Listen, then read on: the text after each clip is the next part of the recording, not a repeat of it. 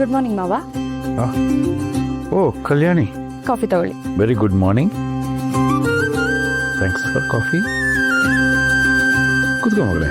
ಪರವಾಗಿಲ್ಲ ಮಾವ. ಕೂತ್ಕೊಮ್ಮ, ಬಾ ಕೂತ್ಕೋ ಕೂತ್ಕೋ. ನಿನ್ನೆ ಏನು ನಡೀತು ಅಂತ ನನಗೆ ಅರ್ಥನೇ ಆಗಲಿಲ್ಲ. ಅದೇನೇ ನಡೆದಿದ್ರು ಅದನ್ನು ಮನ್ಸಿಗೆ ಹಚ್ಕೋಬೇಡ.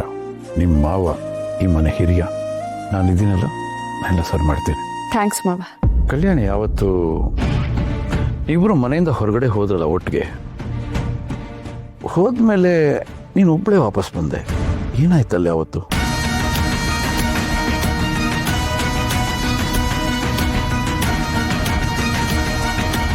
ಇಬ್ರು ಜೊತೆಲಿ ದೇವಸ್ಥಾನಕ್ಕೆ ಹೋಗಿದ್ವಿ ಮಾವ. ಹಾಗಲ್ಲ ಮಗಳೇ, ಏನಾದರೂ ಅವನು ನಿನಗೆ ಇಷ್ಟವಾಗದೇ ಇರೋ ರೀತಿಯಲ್ಲಿ ನಡ್ಕೊಂಡ, ನಿನ್ನ ಮನಸ್ಸಿಗೆ ಏನಾದ್ರು ಬೇಜಾರು ಮಾಡಿದ್ನ ಅಂತ ಕೇಳಿದೆ ಅಷ್ಟೇ ನಾನು.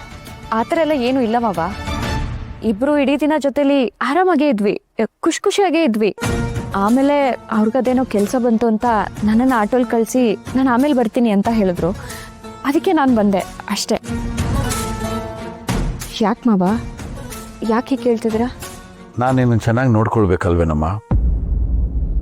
ಮದುವೆಗೆ ಮೊದಲು ಮಾತು ಕೊಟ್ಟಿದ್ದೀನಲ್ಲ, ನನ್ನ ಹಾಗೆ ನನ್ನ ಮಗ ಕೂಡ ಅಗ್ನಿ ಸಾಕ್ಷಿಯಾಗಿ ನಿನಗೆ ಮಾತು ಕೊಟ್ಟಿದ್ದಾನೆ. ಕಣ್ಣಲ್ಲಿ ಕಣ್ಣಿಟ್ಟು ನೋಡ್ಕೋತೀನಿ ಅಂತ ಕಲ್ಯಾಣ ಮಂಟಪದಲ್ಲಿ ಸಾವಿರಾರು ಜನರು ಮುಂದೆ ಹೇಳಿದಾನಲ್ಲ. ನಾವು ಹಾಗೆ ನೋಡ್ಕೊಳ್ಬೇಕಲ್ಲಮ್ಮ. ಏನಾದರೂ ಸಣ್ಣ ಪುಟ್ಟ ವ್ಯತ್ಯಾಸಗಳಾದಾಗ ಸರಿ ಮಾಡಬೇಕಾದ್ದು ಸೂರ್ಯಪ್ರಕಾಶ್ ಕರ್ತವ್ಯ ಅಲ್ವಾ? ಅದಕ್ಕೆ ನಾನು ಕೇಳಿದೆ.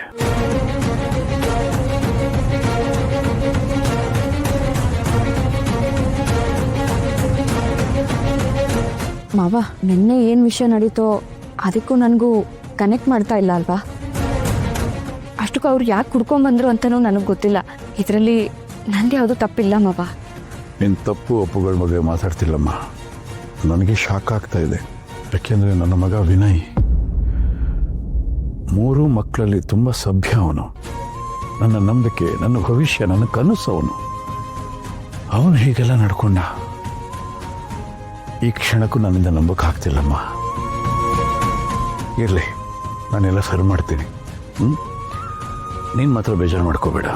ನಿಮಗೆಲ್ಲ ಅವ್ರ ಮೇಲೆ ಎಷ್ಟು ಕಾಳಜಿ ಇದೆಯೋ ನನಗೂ ಅಷ್ಟೇ ಇದೆ ಮಾವ. ನನಗೆಲ್ಲ ಅರ್ಥ ಆಗತ್ತೆ ಮಗಳೇ. ನೀನು ನಿಶ್ಚಿಂತೆಯಿಂದ ಇರು, ಎಲ್ಲ ಸರಿ ಹೋಗುತ್ತೆ.